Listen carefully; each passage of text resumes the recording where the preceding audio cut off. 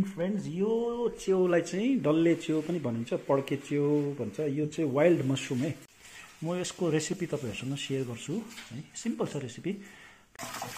धुनुहुँदैछ पहिला चाहिँ यसलाई, किनकि माटो फर्स्ट प्रोसेस चाहिँ यसलाई अभियसली वास गर्नुपर्छ है। काट्दाखेरि चाहिँ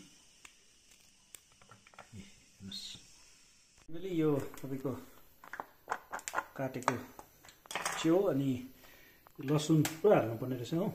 अनि यो तपाईँको अभियसली प्याज, टमाटर या चिल्ली हो। चिल्ली चाहिँ अब कतिको पिरो खानु त्यो हिसाबले यो चाहिँ मेन इन्ग्रिडियन्ट्स हो।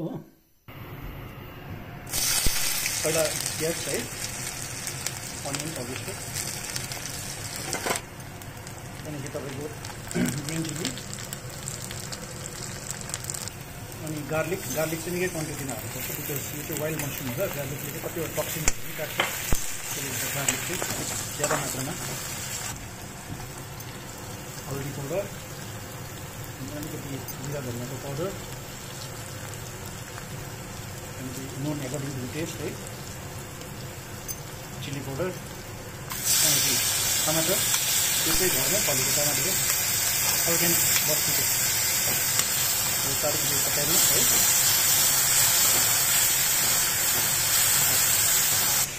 फाइनली यो तपाईँको डल्ले च्याउ है। अनि यसलाई सिम्पल, भेरी भेरी सिम्पल छ। अब त्यसपछि चलाएर सोच्नुपर्छ। जस्तो टेक्स्चर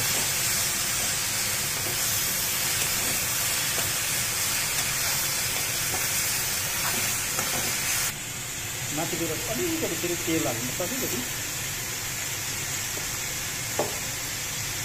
तेल हालेर अलिकति फेरि चलाउँ है।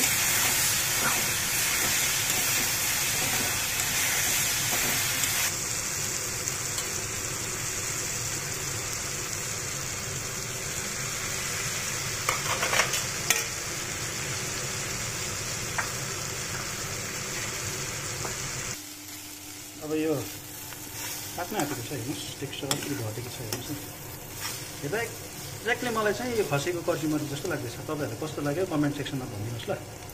फाइनली च्याउ चाहिँ पाक्यो है। हेर्नुहोस्, मलाई चाहिँ खसेको कर्चिमरी जस्तो लाग्यो। तपाईँहरूलाई कस्तो लाग्यो कमेन्ट सेक्सनमा भनिदिनुहोस् है।